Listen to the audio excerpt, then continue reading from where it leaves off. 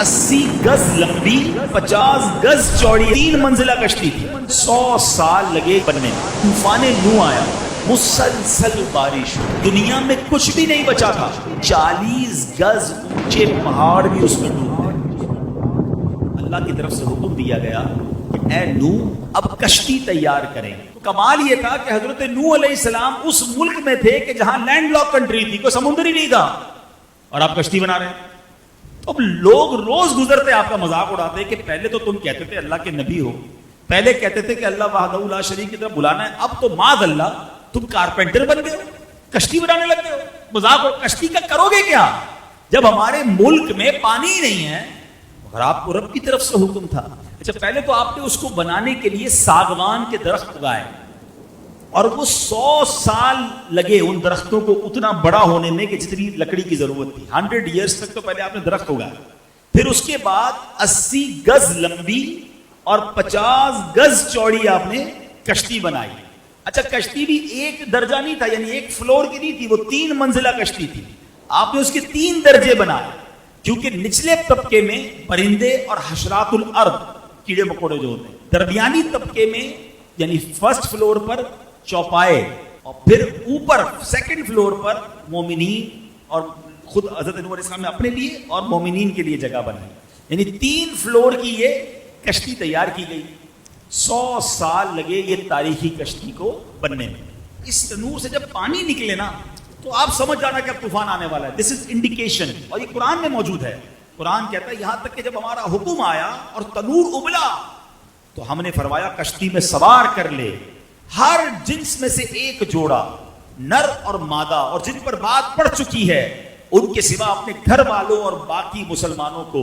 اور اس کے ساتھ مسلمان نہ تھے مگر تھوڑے. 40 دن تک مسلسل بارش ہوئی, دن اور رات نان اسٹاپ, موسلا دھار. یعنی لفظ موسلا دھار بھی چھوڑا ہے, یعنی بارش بھی کتنی ہوئی کہ فرمایا کہ زمین جگہ جگہ سے پھٹ گئی, اور زمین کے اندر سے بھی پانی کے چشمے پھوٹے. اور اللہ اکبر, اتنا پانی آیا کہ 40 گز اونچے پہاڑ بھی اس میں ڈوب گئے.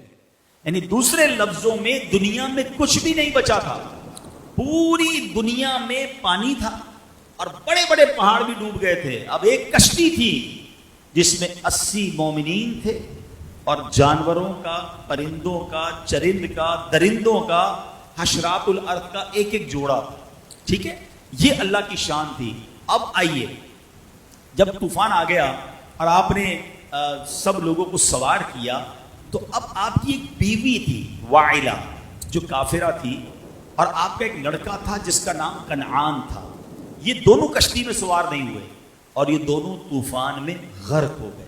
طوفان آ گیا, ساری دنیا غرق ہو گئی. پانی اور موجیں کیسی تھی؟ قرآن بتاتا ہے وَهِيَ تَجْرِي بِهِمْ فِي مَوْجٍ كَالْجِبَالِ, اور وہ انہیں لیے جا رہی تھی ایسی موجوں میں جیسے پہاڑ جیسی موجیں تھی. اور ایک کشتی دنیا میں ہے جس میں 80 ایمان والے ہیں, اور وہ تھپیڑوں کے ساتھ وہ کشتی چلتی جا رہی ہے. حضرت نوح علیہ السلام کی وہ کشتی چلتی رہی. آپ کو پتہ ہے کتنے دن؟ 6 مہینے تک یہ کشتی اسی طرح پانی میں چلتی رہی. اور سنو, اس وقت جو خانہ کعبہ کی زمین تھی نا, یہ کشتی وہاں بھی پہنچی, کعبہ مشرفہ کا 7 بار اس نے چکر بھی لگایا. اب اس کے بعد یہ کشتی ایک پہاڑ پر رکی, اور یہ پہاڑ بھی جودی پہاڑ ہے. اس پر بھی علماء نے بڑی پیاری بات لکھی ہے کہ اللہ پاک نے حضرت ہر پہاڑ پر ایک وحی فرمائی.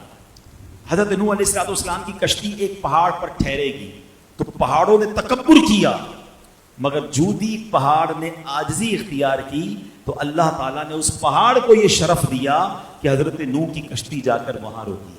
اب اللہ پاک کی طرف سے حکم دیا گیا زمین کو کہ اے زمین, جتنا پانی تجھ سے چشموں کی صورت میں نکلا ہے وہ سارا پانی تو پی لے, اور اے آسمان تو اپنی بارش بند کر دے.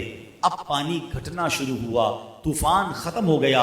اللہ کریم نے حضرت نوح علیہ السلام کو حکم دیا کہ اے نوح اب کشتی سے اتر آئیے. اب آپ اس پہاڑ پر باہر اترے, اور آپ کی فرمایا کہ اللہ تعالیٰ کی طرف سے سلامتی اور برکتیں آپ پر بھی ہیں اور ان لوگوں پر بھی ہیں جو کشتی میں آپ کے ساتھ ہیں.